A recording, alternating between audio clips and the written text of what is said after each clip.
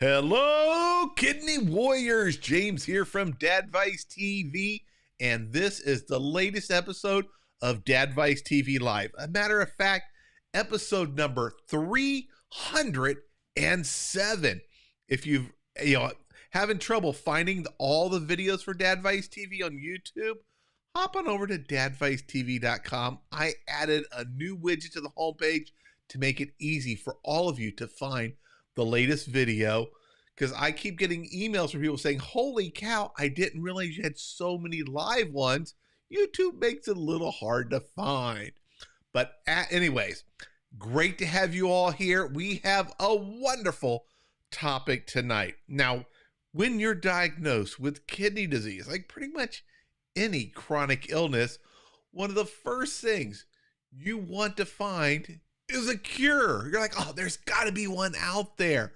And we all internally, I'm one of them too, we all have that hope that there is some magical cure that somehow the rest of the world missed. There's some magical flower that grows on the eastern side of a mountain in Tibet, something somewhere that can cure us. Sad news is it's not that simple. And some things there is no cure for today. But there's a lot of people out there pushing cures, trying to get your wallet, your money. I wish I had rolls of money right here to flash in front of the screen, trying to convince you that they do have a cure. So tonight we're going to talk about, when it comes to kidney disease, cures. Fact? You real? Fake? Just trying to empty out your wallet, scam you? We're going to talk about that. And my co-host, who's here to lead the conversation on that, you all know exactly who he is. You guys all love him. He is a wealth of information. He is also the author of the book, Learn the Facts About Kidney Disease. This is the book for kidney patients, and I wish my doctor would have handed it to me when she said, James, you have kidney disease. I was in denial. I didn't understand it. I was worried. I thought I couldn't eat anything. I thought my life was over with kidney disease. I got a hold of Dr. Rosansky's book, started reading it. All of a sudden, I'm like, holy cow. No, my life is not written. I can still go on. I now know what to focus on. I know what I can do to make myself better, to kick kidney disease to the curb and have a wonderful life. All right, that is my co-host. Let's go ahead and welcome him and get him here. That is Dr. Steven Rosansky. Hey, Doc. Hey, James. Good to be on your show, as always. Great to see you, and I love your enthusiasm.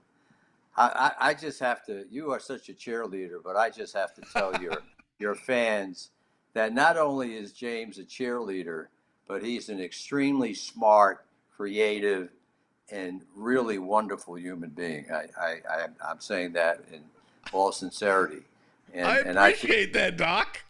Yeah, I really believe that, and I feel it's an honor to be on your show, James, and I enjoy it. I love it, and I think we are helping a lot of people. I really believe that this is a useful show, very useful. Yep, a lot of people, they would love to do things that impact the lives of others, things that help make the world better.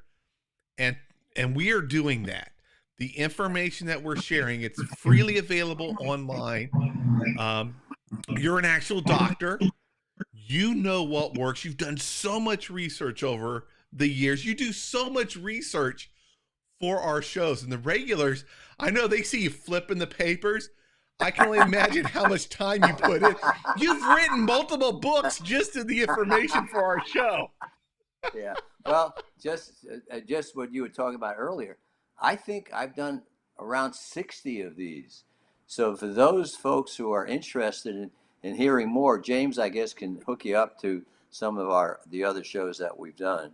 Yep. And and this is one of the more important and popular topics. So we'll get right into it if you're ready. We are ready.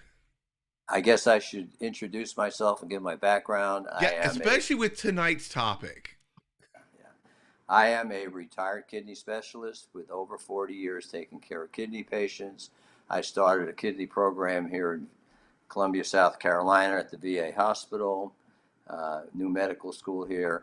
I've done a lot of research on the issues of what slows the progression of kidney disease, what affects the rate of decline, and what is the best time to even be thinking about dialysis. And my work on starting dialysis has been called a game changer in nephrology, because the paper that we did on when to start dialysis basically showed that people are better off starting later than they've been starting. A lot of people wind up starting dialysis when they didn't need to.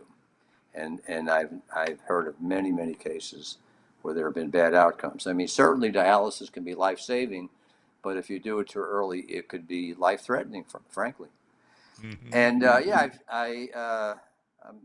done a good bit of talks to my colleagues, and I love the opportunity to talk to patients on the show. And if you're ready, James, I want to warn you, I'm going to quiz you, and I think you have most of the answers to the questions I'm going to give you tonight.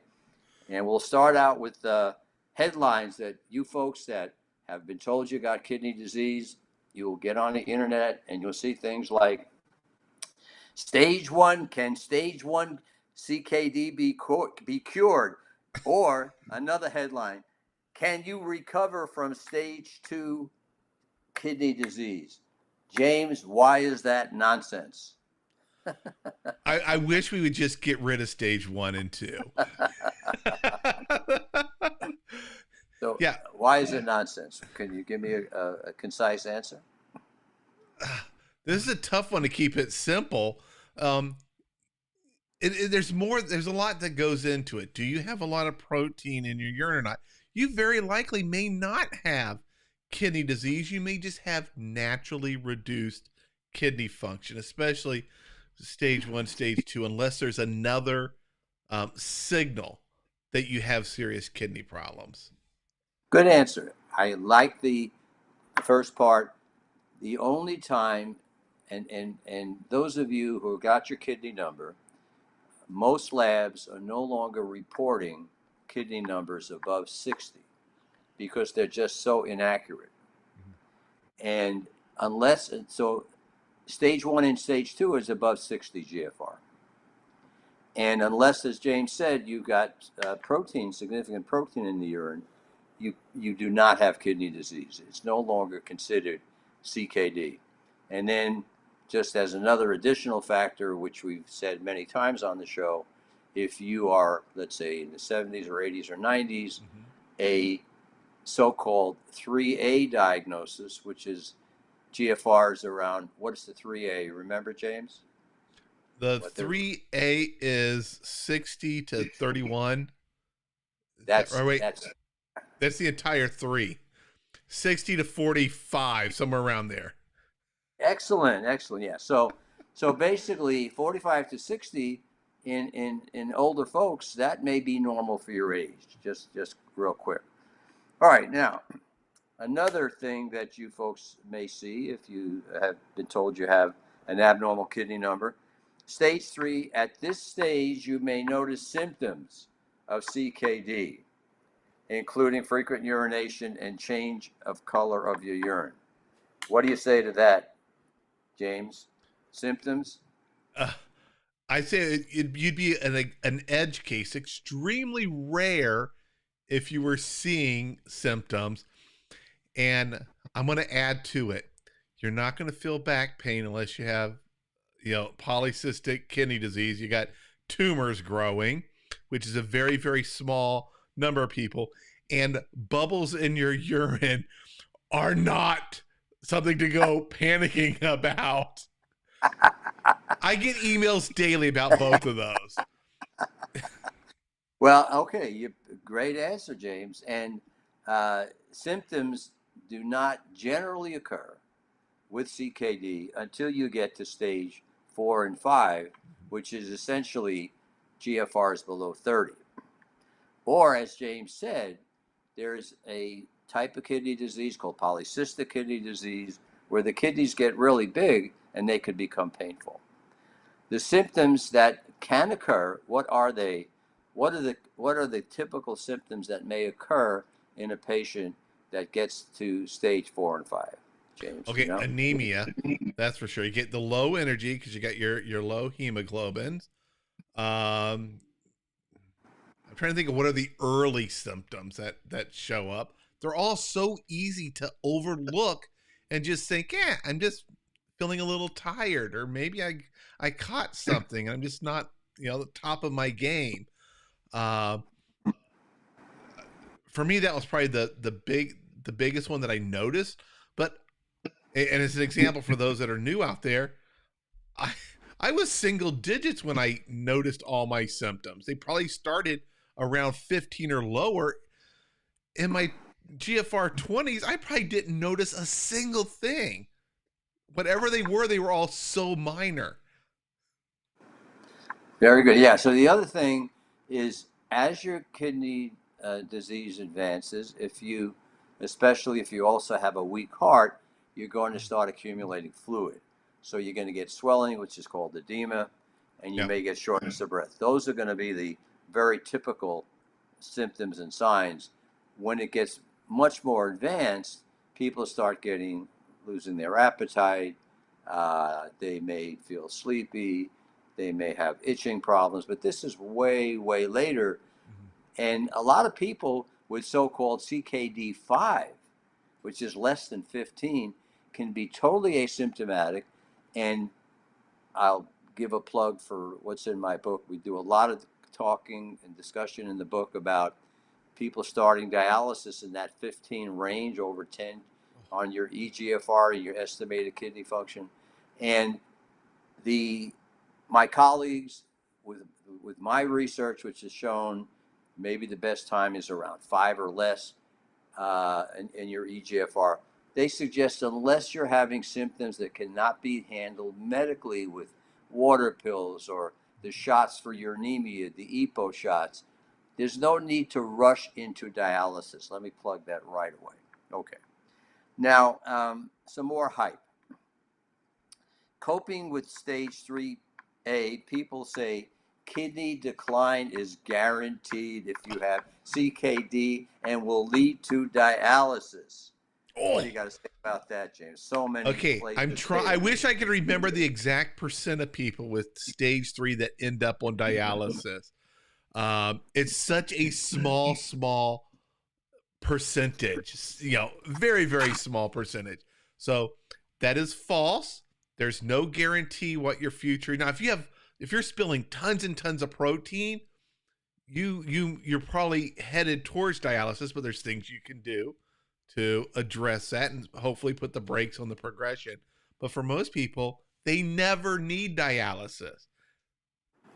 Right. And basically, the number, which I'll give you again, it's about 1 in 1,000 if you have 3A. They've divided CKD3, which is the estimated GFR, your kidney number, between 30 and 60. They divided it up into 3A, which, as James said earlier, is 45 to 60. And there may be 1 in 1,000 of you. And 3B, which would be 30 to 45, maybe 3 in 1,000. So it is extremely uncommon. Now, you may see ways to reverse CKD3. And we're going to talk about what is an apparent but not a real cure. James, any idea what I'm talking about when I say an apparent cure but not a real cure? Oh yeah, yeah. That apparent cure is get another test, and all of a sudden your GFR, which fluctuates, is normal. Cured. Exactly. Great. You're doing great, James. And roughly, those of you that are 3A, the 45 to 60 range on your GFR test, the repeat test, 1 out of 3 is normal. So don't panic. And that's why the kidney specialists, and I've been part of these experts who've gotten together to give guidelines for what you should do in terms of diagnosing kidney disease. They moved away from the over 60 because their numbers are inaccurate. And they also said, because of what James just told you, lots of variability in that number. It can vary easily by 10, 20% or more. The second test is required within 3 months of the first test. That's going to be less than 60 before you even say that you're even considering that diagnosis. So that's the other thing. Now, there's something we talked about. I don't know if it's not one of the recent talks, is what I found to be an amazing paper. They're looking at the 5-year pattern of you folks that are CKD3, which is the majority of your viewers. The recent research said that 1 in 3, just by the luck of the draw, nothing to do with, pathology in the kidney or anything, 1 out of 3 will show an increase in 5 years of their GFR. It's not a cure. It's just because of, I would say, what I call noise in the data, and not anything that you can really put your finger on. It's not a cure. And people are pushing all kinds of things on you, and they'll have testimonials for people that were cured, but they're not cures at all. It's just the natural history of where these numbers go. And for all of you, and by the way, if you don't have a good bit of protein, and we'll address what that is in a minute, your chances of having your kidney function look like it was cured are much higher. Okay? As a matter of fact, over the next 5 years, those of you who have a number that you're worried about, that you're going to go on dialysis, which you're not, it's going to be rare, but you have an equal likelihood of having your kidney number be higher or lower in the next 5 years. So it's nothing that is, advertised as everybody with CKD is going on to dialysis. Not at all the case, all right? Especially, as James said, if you're one of these folks that doesn't have a lot of protein, and we'll touch on that in a little bit. So we'll kind of look at a few of the other things that you may see about improving kidney function and natural healing. There is an entire book, and you folks may have that book, on natural healing of CKD, promoting things like charcoal, ginger root, turmeric, supplements, various herbs, spices, all kinds of olive leaf extract. The main thing to know is that none of these things have any science behind it. Now, that book I'm referring to does mention one thing that may have some actual science, but it's not, the jury's out, and that is sodium bicarbonate. If you have an abnormal bicarbonate, it's one of your lab tests. If your bicarbonate is, let's say, in the 20 range, I am all for taking sodium bicarbonate, baking soda. They've tried to see whether it can slow progression, but the jury's out on that. But if you've got an abnormally low bicarbonate, I'm all for that. Then you've got another way you could throw out $50 if you want to get 16 ounces of Kidney Complete, which can clean and balance your kidneys. I think it's hilarious because as you know, I get spammed so much by all the scammers out there, and I cannot believe how many of them think your kidneys are clogged, and we just got to clean them, unclog them, restore them, flush them to make them work again. And really, James, it is so illogical and stupid, because what do the kidneys themselves do? The kidneys are the things that clean the natural process. They're your filters. They're your filters. They take out the toxins. You don't need some other CRAP to buy for lots of money that will just have no effect other than potentially harm you. The kidneys are the thing that gets rid of the toxins in your body and puts it out in your urine. Then we have 10 foods to reverse kidney disease. or drinks to avoid. I mean, folks, I know everybody would love to have a magic bullet, whether it's something to eat or something to drink that can, be the fountain of youth or cure any disease you have, but it's just very, very unrealistic and frankly nonsense. There is one thing I can think of that does help slightly, that helps with helps your body, and that is plain old water. Right. We're not gonna ignore water, James. I'm gonna But get it's to not water. magical. Yeah, no, I'll get to water. I don't have anything against water, but we'll talk about it objectively in a few minutes. The other thing that you may see online is the chronic kidney disease solution. Now, one of the things that they talk about, and I will quote it, is get those gut bacteria healthy, and everything that was going wrong, including serious kidney illness, starts going right again. Okay, what are they talking about? They're talking about all of the bacteria that we have in our gut. It's called the microbiome. And I think the microbiome in years to come is going to become a lot more important. But we don't have science on it yet. And to say that you're going to change your gut flora, the bacteria in your gut, by taking, which is basically woo woo, the probiotics that a lot of folks are trying to push on you, there's no evidence for it. I mean, I know that people with a lot of GI disorders are trying probiotics. They may have a benefit, but the jury's out. Certainly, there's absolutely zero evidence that they have any benefit for your kidney disease. And you got to be careful, because some of these natural remedies can be harmful. And James, do you recall what the United States National Kidney Foundation, what they say about these herbal supplements? Well, I know they're going to say avoid them. Right.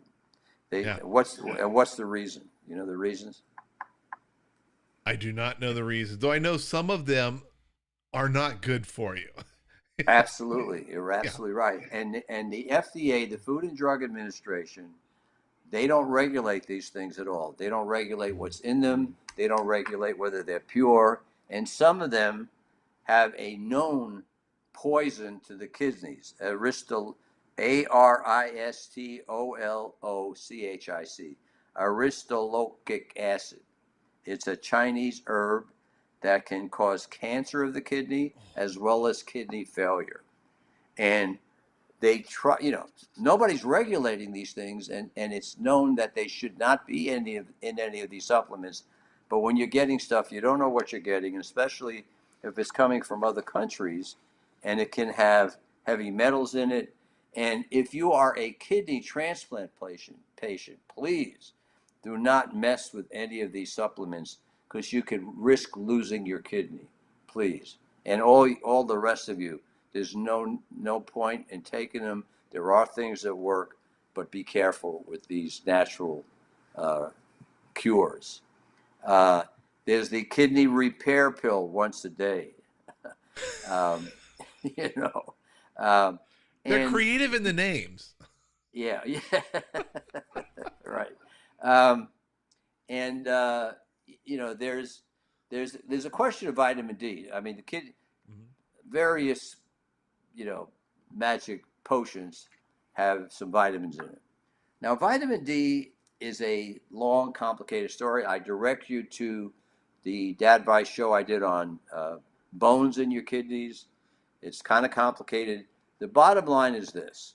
We used to recommend vitamin D for all kidney patients, but now we know that if you take vitamin D and you have too much vitamin D, you can wind up doing damage to your blood vessels.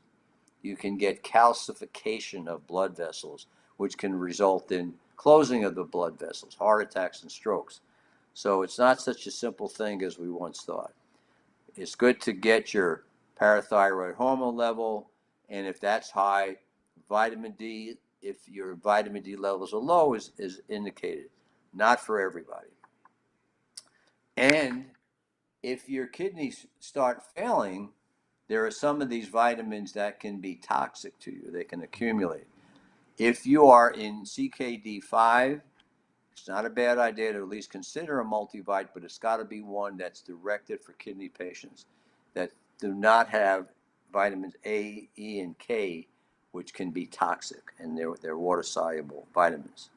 Okay, so what are some of the other ways to get a apparent cure? Can you think of some of those, James? Where Well, your GFR, your subsequent GFR is higher than your prior one, assuming that you've already got the diagnosis, you've got 2 GFRs below 60, more than 3 months apart, and you're considered one of these CKD patients. What can be an apparent cure? How would that happen? What's so the the main one thing determinant? Let me add. What's the main determinant of that kidney number? What lab test? it measures your creatinine in your blood, which is not bad for you. Creatinine is normal. It comes from your muscles, and your kidneys just filter it and keep it at a certain range. And if that changes slightly, it's ever so slightest, your GFR gets off that estimate. Right, exactly. Especially at higher GFRs. And if your creatinine goes from 1.1 to 1.3, it could have a massive change in your calculated. They use an equation to calculate the estimated GFR. They put in some fudge factors. And when you're at that creatinine close to normal, which is around 1 in the US, a little bit of change can be a major change. You can go from 70 to 90 with like 0.1 point. That's why they don't even think about those numbers above 60. Now, so the creatinine number, when you calculate it, this is very simple math, is in the denominator, right? So think about that. If you have a number that's in the denominator that's determining your estimated GFR, what happens when that number goes up, which is kidney disease? What happens to the GFR? When it goes up, your GFR goes down. Exactly. And when it goes down, the GFR can look like it's going up, right? It's like a seesaw. Right? It's on the denominator. Some people will say it's inversely related. So you can have an apparent cure when that creatinine number gets lower. What kinds of things can get the creatinine number to be lower and make it look like a cure? You could drink a whole bunch of water right before your test to dilute your lab results and lie to yourself and make it look like a cure. Right on. What's some other ways? That's like driving a car and saying, you know what, I hate it when I run out of gas, so I'm going to put some electrical tape on the fuel gauge, and if I don't see it, I'll never run out of gas. That's what that's doing. I like that analogy. What's another way that happens naturally to people over time? And we discussed this recently on one of our Dadvice shows. I can't think of it. What is it? Does the word sarcopenia ring a bell? No. I don't remember that one. We did a whole show on it. Well, it was a month ago, so I guess it's. Wait, sarcopenia? No, our last show was about low protein diets. Oh, well, yeah. But that's the reason why I said be careful about falling for the low protein diets. Now is it coming back? Yes. What did I tell you? Can you repeat it, or do you remember some of it? I don't remember all of it. Here's what I learned from that one. Protein's my friend. Not to go crazy, not to be afraid of it. That's all I needed to know. I'm good. Okay, well, what I told you, and everybody should, be aware of this. There's some things in life, death and taxes. There's another thing. There's another thing in life, and that is sarcopenia. What that means is that unfortunately, as we age, we lose muscle mass. It is normal. And the way to counteract it is to not eat low protein. If you eat low protein when you're trying to save your kidneys, you're going to mess up your muscles. You're going to have problems walking. You're going to be falling. You're going to have malnutrition. You need protein to keep your muscles in shape, and you need the fountain of youth, the cure, like was discovered in St. Augustine, Florida. The fountain of youth, you drink the water, you become young. The real fountain of youth is exercise. Yeah. So in order to stay healthy, live longer, and there's a direct relationship between exercise and keeping your muscles intact as much as you can, as long as you can, and living longer. Very, very clear, very well demonstrated. So you get older, you lose muscle. What happens to your creatinine number? Your creatinine is directly dependent upon your muscle mass. Right. So if you lose muscle, what happens to your creatinine? Well, while you're losing it, you're creating creatinine, which is going to increase it. So then your GFR is going to look like it's plummeting naturally. Okay, you're actually putting your finger on a complication of this discussion. Yeah. But okay, so let's simplify it. If you lose a lot of muscle when you're in a steady state, I mean, James is describing as things go, your kidney number needs to be evaluated. And this is an important point, James, because we're going to get to this next.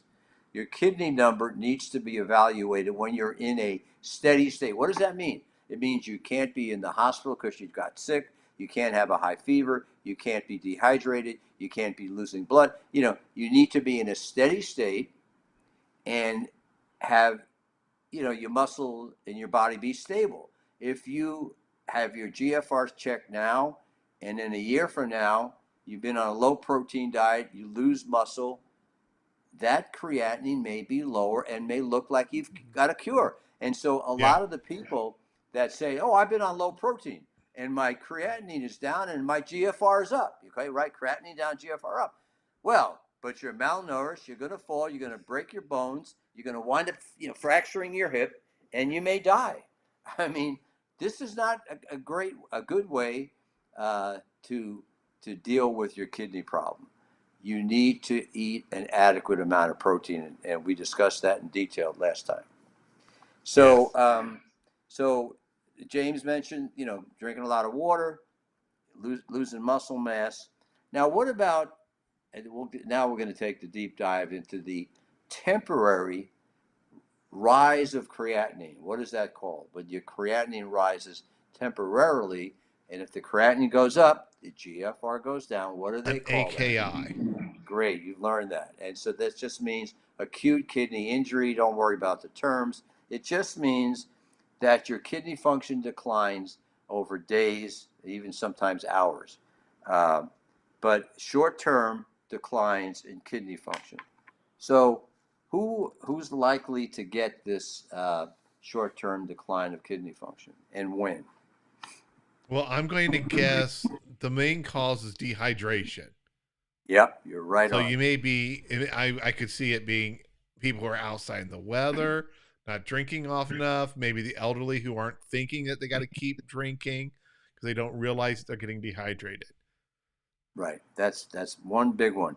And just like with you, James, I think that they wanted to put you on dialysis because you had an AKI. And especially those of you folks that wind up in the hospital for another reason, and especially it happens more often, as James said, as you get older. You're going to have a short-term change in your kidney function number.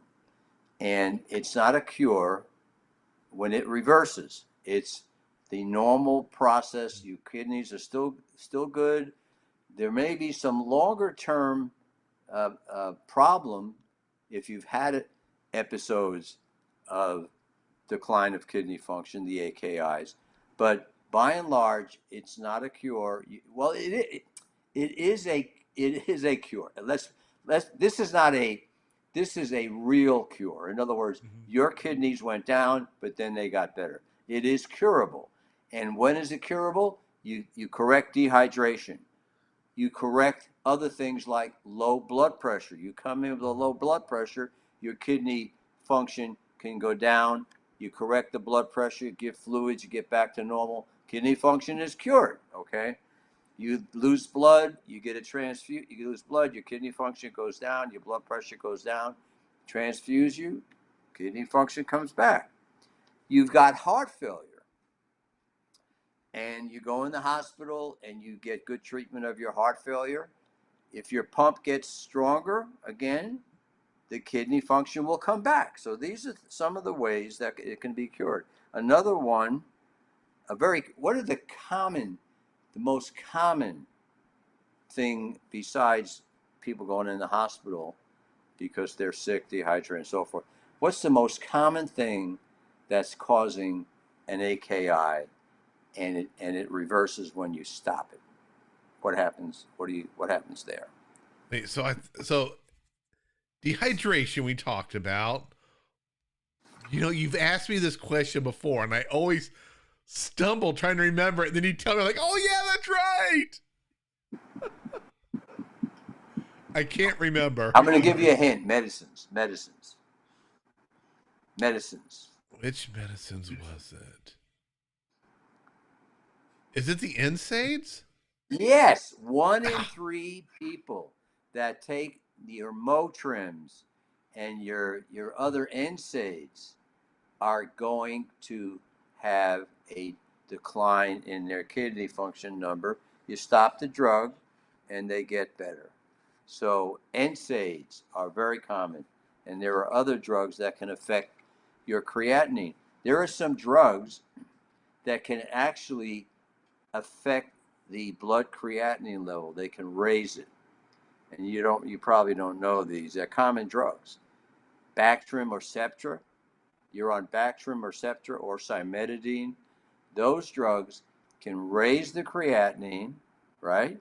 You raise the creatinine, you drop the GFR. You stop the drug, it looks like you got a cure, okay? So these are things that actually can be real cures, real reversals of a decline of kidney function or AKI. I have Another a one, question for which you. happens Okay, go ahead. Yeah. A question for Well, you. another one that happens in, yeah. No, go ahead. Okay. All right. Another one that happens in men, what's the common one that you can have? Looks like kidney failure, and there's a quick way to cure it in a man. Is it something to do with your prostate? Yeah, your prostate has blocked the flow of urine. The urine backs up, and you can have what looks like bad kidney failure. You put a catheter in, and you drain the bladder. You got to do it right. You don't want to do it too quickly. That's a whole other discussion. And your kidney function over days will go back to normal if it started out normal. So that's another cure. There is a cure there. Okay. If you have a severe infection, and severe infections can actually cause acute kidney injury. If you have a patient in the ICU, they may have heart and kidney problems from an infection. You treat the infection, kidneys can start working normally again. So there are things that can actually cure kidneys when you have an AKI. That's the situation that is the cure, an AKI that reverses, which I would say would be the cure. Now I have a It's not question for you, really a cure Doc. because it's not like it's. Go ahead. So, can you have an AKI while you have CKD? Oh, absolutely, yeah. So, as a matter of fact, if you, let's say, have, especially CKD4, let's say your GFR is 20 to 30, you are very susceptible to getting your GFR go from 20 to 30 to 10 to 15. And then they're going to plug you into dialysis. Yep. Be aware. Very common. you got, especially you folks with CKD4 and sometimes even CKD3, those folks with 15 to 30 GFRs that have one of these insults that we talked about, dehydration, blood loss, and so forth, your GFR can go down to 10 or 15. Your doc says, well, Mr. So-and-so, we need to put you on a machine. My thing to you is, my kidney function was normal. It's not normal. Will it go back to normal, doc? And, I've heard from my Dadvice TV show that people that have an AKI like me get put on dialysis and nobody looks back. You're not going to do that, doc, are you? You're going to make sure you check to see if my kidneys have recovered after you've started dialysis. Okay? Not done. Not done, ladies and gentlemen. So you need to be aware of that. Very important. Let's talk about something that gets a lot of play, and this was the most popular, kind of went viral. Dadvice thing was about the drugs that affect protein in the urine and slow decline. The best predictor of decreasing the rate of decline of your kidney function is what, James? Remember? It is the amount of protein in your urine. How much are you leaking? I mean, if you decrease, if you are going get it down, you're putting the brakes on. Yeah, if you're going from a lot of protein in the urine and you take these drugs that we've talked about several times on the show that decreases the protein in the urine, that will slow decline of kidney function. But the reason why I'm bringing it up tonight is because when you start these drugs, and we say them almost every show, the ACEs, which are the prills, and the ARBs, these are blood pressure drugs, which are the TANs, the prills like Captopril and Alapril, the TANs like Losartan. Yeah, okay. When these drugs are first started, it is not uncommon, and it is actually fairly common, that your GFR will decline short term, okay? And these drugs have been around for decades.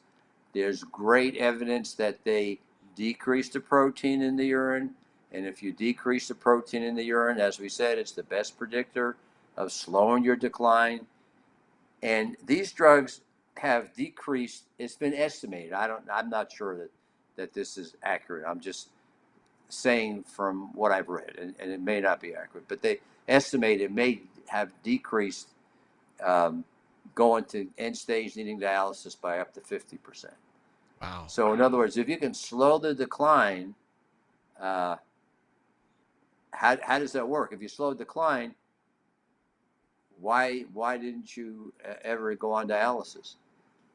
This is kind of a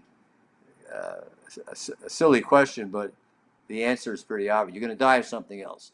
So if you're an older person, or you're somebody who, you're worried about going on dialysis, we can slow that decline of kidney function, and you may die of things that the rest of us die of: heart failure, heart attacks, and so forth. Okay. See, that's my plan.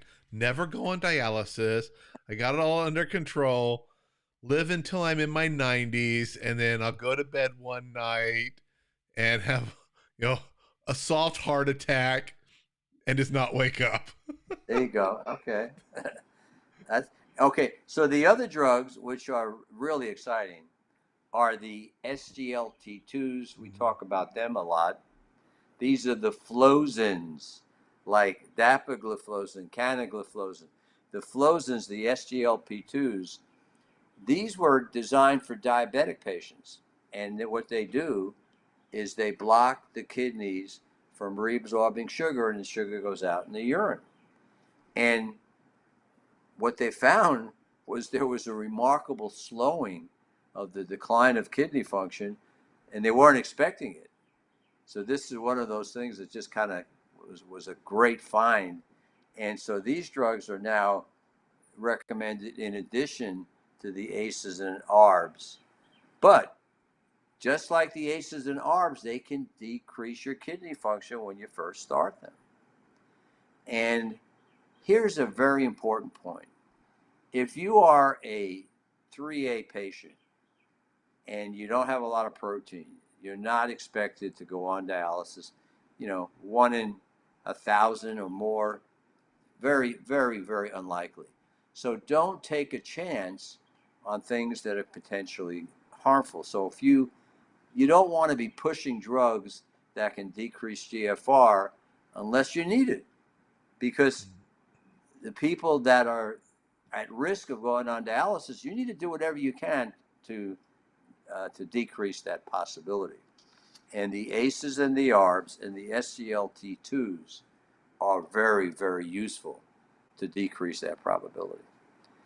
And so who are the people that, if you get this decline, you should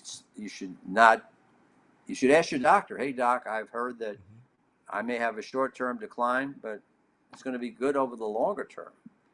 Yeah. Mine even warned me. She was like, hey, we're going to start, I think it was losartan, added it to my list of pills, said, don't panic. You might see a drop. And I said, oh yeah, I know all about it. Don't worry. Attaboy. Yeah. Well, the people that are especially important not to stop the drugs are those with significant protein. And without going into it, that's another discussion on some of my other podcasts with YouTube shows with you. What's significant? I would say in this country, we're talking about a urine that you send to the lab, and the lab measures the albumin in the urine and the creatinine in the urine. Albumin is a protein. And when that ratio is over 200, that would be for the U.S., or over 20 outside the U.S., you are at a high risk, and you are especially important that you continue that drug. Look for other reasons why your kidney function has declined. Obviously, if it continues to decline, you got to stop it. But for most doctors who are kidney doctors, they know that this short-term decline can occur, and they will continue you on it. And one of the things that's been said is that the decline, without going into details of how they work, may mean that you're a person that this drug is really going to be useful for. And we also know that they looked at people, large numbers of people that started the drug and stopped it, and they showed pretty clearly that those who stopped it had a much higher likelihood of going on to dialysis or dying from some heart-related condition. These drugs are not only good for your slowing kidney, the ACEs, the ARBs, and the SGLT2s, but they're also good to decrease your deaths from heart disease. So yeah, these drugs are really good drugs, and the ACEs and the ARBs are the first line for people with high blood pressure, especially with kidney disease. Now, someone asked, can I take an ACE or an ARB if my blood pressure is normal? Yes, and but you got to monitor it. Okay, and in general, the ACE and the ARB and the SGLT2s, these are the big ones that are very effective and must be considered if you've got the significant protein in the urine. If you don't have the significant protein in the urine, there's no business to be pushing these drugs if you don't have high blood pressure. But if you do, you just monitor your blood pressure and see how much you can take of each of these drugs without putting your blood pressure, you're putting yourself into danger from low blood pressure. And the last group of drugs, which we'll just touch on, is the GLP-1s, the Ozempics, the weight loss drugs. Yes. They are going to also, I think, and there's some preliminary research coming out, they're going to be big, just like the SGLT2s. The SGLT2s are great for diabetic, especially if you're diabetic with CKD, by all means. Metformin, your first choice, and then the SGLT2 should be the other drug you get for your diabetes. If you're not diabetic and you've got significant protein, for sure, SGLT2, right? And now the International Kidney Organization, it's called KDIGO, and you can look it up online. They have all the recommendations right spelled out for you. KDIGO. They're recommending if you're like already a CKD3, a CKD4 or 5, to consider taking the SGLT2. Why, even if you don't have a lot of protein, why would they do that, James? Any idea why they would at least consider these drugs when you're down in the CKD4 range? So it's not necessarily to slow decline. What's the other benefit for somebody who's got more advanced kidney disease? What would those drugs do for you? I'm not sure. They decrease your risk of death from heart-related problems. That's right. And heart failure. Yeah. So they this is the international group of kidney specialists, and like I said, I've participated in these conversations about what to recommend. So I think that's a reasonable recommendation. And another reason why people stop the ACEs and the ARBs, besides the acute kidney injury, is high potassium. And it turns out that if you have the protein in urine, you got an ACE or an ARB, not both. You do not want to take both, one or the other. And you have an SGLT2. The SGLT2 can actually lower the potassium, so it works pretty well together. All right, and we mentioned that if you do happen to be like James and you're in the hospital, you're sick, your doc says you need to go on dialysis, your kidneys have really crapped out, be sure to ask them, have they recovered? And please check to see if my kidneys recovered from that AKI. And it's not looked for. It's just not routine, and it should be, but it's not. What about the diet and the cure? How about eliminating certain foods to cure your kidneys? How about low protein? You can eliminate star fruit because it's a toxin, and we shouldn't be eating it. So that's good for all kidney patients. But there's nothing magical about, I've heard celery juice, purple grapes, I've heard everything as a magical cure, as well as being bad for you. Yeah. Well, we mentioned the low protein. Low protein can, especially very low protein. These are just, you don't have to suffer, folks.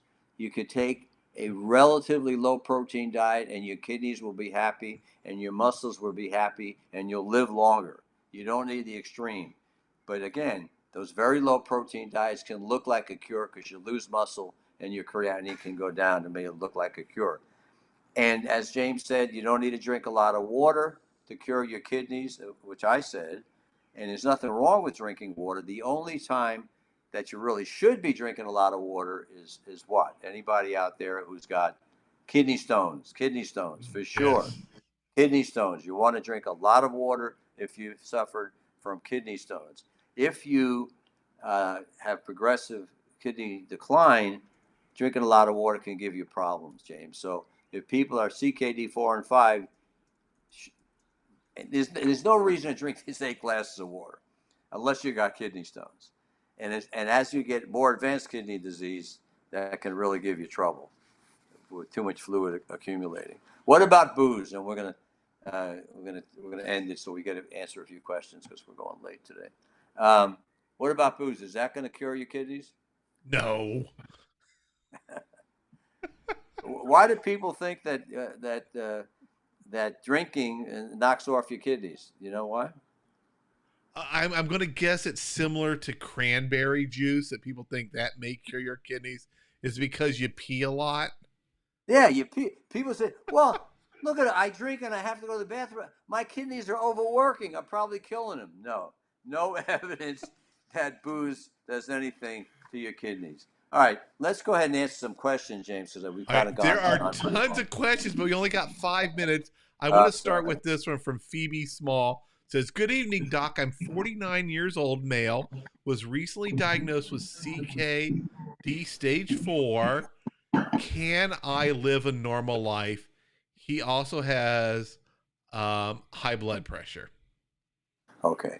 In terms of living a normal life, how long you're going to live will depend upon lifestyle and taking the right medicines. Here are the things that I would do. If you've got protein in the urine, you need to be on an ACE or an OG and an SGLT2 for sure. If you're not a type 1 diabetic. Everybody else, ACE, ARB, SGLT2. Type 1 diabetics, ACE or ARB. SGLT2, not type 1 diabetics. Blood pressure, ACE or ARB. Go for a top number, systolic, 120 to 130. That will do best. And be on cholesterol drugs and get your bad cholesterol, your LDL, to below 60. Those are the things you can do. And plant-based diet. And decrease your stress. You do these things, Stay you'll active. have the maximum lifespan. Very good. All right, I'll let you look and see what questions you want to answer. I just wanted to get that one in for Well, sure. You can pull it up too. I'm stage 4, kidneys operating 15 minutes. Can I improve? Okay. So George says stage 4 operating 15%. Stage 4, yeah. Well, look, George, if you're around 15, EGFR around 15, you certainly need to look at my book, look at your choices for being prepared for a possible need for dialysis or kidney transplantation. Your main thing is, like I said, they're recommending SGLT2s even down there, although it's theoretically not been tested in people below 20. In terms of improving kidney function, it's possible, especially if you have an AKI, but if this has been 15 for a while, you need to start looking at your options for dialysis and kidney transplantation. Someone has a GFR 22, no symptoms, a little bit of fatigue, and the albumin creatinine ratio was good, dropped from 6 to 1. Excellent. Mr. Grayson, that's excellent. Yep. And that hopefully will indicate that, your kidney decline will slow and you're doing what you can. Someone was put on dialysis 10 to 13, no symptoms. Mountain Stream, I've had several people that have started on dialysis over 10 EGFR that have made a good bit of urine, that had no symptoms. Read my book, discuss it with your doctor. Your doctor can measure your residual kidney function. I'm not telling you to do this, but ask your doctor whether or not you can see how you do off dialysis. It's not something that a lot of doctors would be comfortable doing.